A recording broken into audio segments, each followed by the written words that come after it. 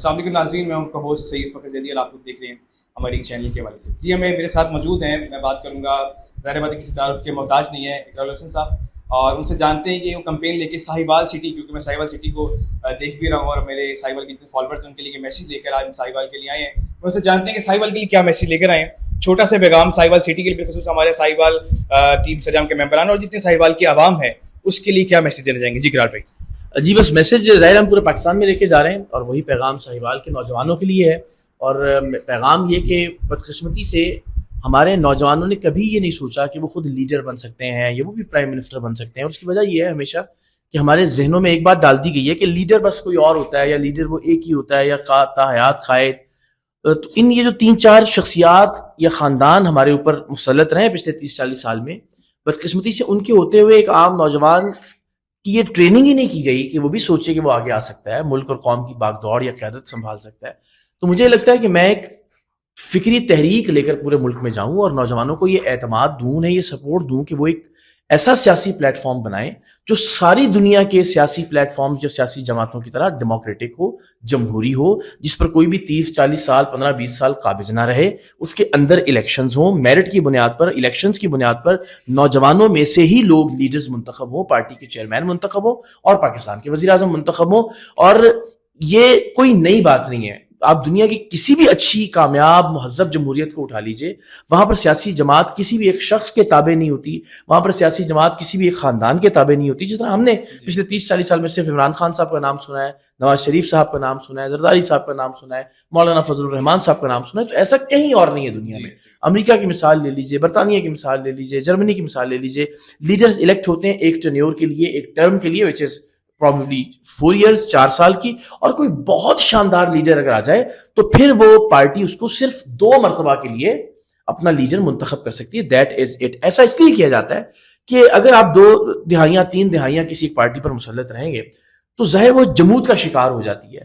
آپ کو یہ چاہیے کہ ہر کچھ عرصے بعد نئی قیادت، نیا خون، نیا جذبہ، نئے نظریات، نئے لوگ لیڈرز بنتے رہیں تاکہ پارٹی تر و تازہ رہے، اس کے خیالات تر و تازہ رہیں، اس کے نظریات تر و تازہ رہیں. تو یہ خیال ہے. اچھا جب میں یہ بات کرتا ہوں تو ظاہر لوگ سمجھتے ہیں کہ شاید میں خود سیاست میں آ رہا ہوں یا میں کوئی پولیٹیکل پارٹی لانچ کر رہا ہوں.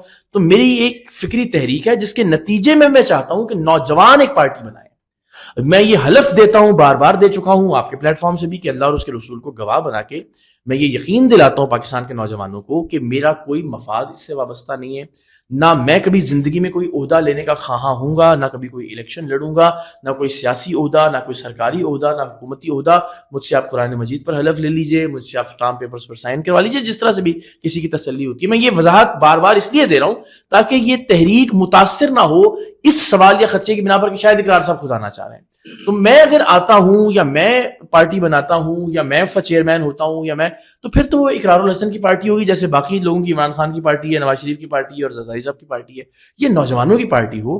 اور اس پارٹی کے لیے، اس کو بنانے کے اس خیال کے لیے میں اپنا یہ رائٹ سرنڈر کر رہا ہوں نوجوانوں کے رائٹ کے لیے کہ میں سیاست میں نہیں آؤں گا. بھائی یہ بتائیے گا، آپ نے ایک انیشیٹو لیا ہے، آپ بن سکتے ہیں وزیر اعظم، اس حوالے سے تھوڑا سا بتائیے گا. ینگسٹرز کے اندر ایگزیکٹلی وہی سوچ پروان چڑھانے کی کوشش کر رہے ہیں کہ ایک عام آدمی بھی، ایک مڈل کلاس کا نوجوان بھی دنیا بھر میں ہوتا ہے. آپ امریکہ کی مثال لے لیجئے، بل کلنٹن ہے وہاں، براک اوباما منتخب ہوئے وہاں، Joe Biden. Chat G P T سے پوچھیے ان کا کیا بیک گراؤنڈ ہے. بل کلنٹن ایک یتیم بچہ تھا، ایک سنگل پیرنٹ نے اس کی پرورش کی. براک اوباما کا بیک گراؤنڈ ہم سب جانتے ہیں، بالکل لوور مڈل کلاس سے اٹھ کے امریکہ جیسی سپر پاور کا پریزیڈنٹ بن گیا. جو بائیڈن بھی بالکل ایک لوور مڈل کلاس گھرانے سے تعلق رکھتے تھے. ٹونی بلیئر کی ایگزامپل ہمارے سامنے، برطانیہ میں. ایک دور کیوں جاتے ہیں، لاکھ اختلاف کیجئے، لیکن ایک لوور مڈل کلاس کا چائے بیچنے والا غریب بچہ جو کہ گجرات کے ریلوے اسٹیشن پہ چائے بیچتا تھا، نریندر مودی، وہ بھارت کا وزیر اعظم بن گیا. اختلاف کیجئے، آپ کا حق ہے، لیکن سسٹم نے ایک عام آدمی کو ٹاپ تک، وزیر اعظم کی پوسٹ تک پہنچایا. پاکستان میں آج تک ایسا نہیں ہوا. 78 سال میں کوئی بھی آپ کو مڈل کلاس کا وزیر اعظم نہیں ملے گا. یہ سب ایچ ایس این کالج کے پڑھے ہوئے، آکسفورڈ کے پڑھے ہوئے، انڈسٹریلسٹ کے بچے یا وزیر اعظم ابن وزیر اعظم.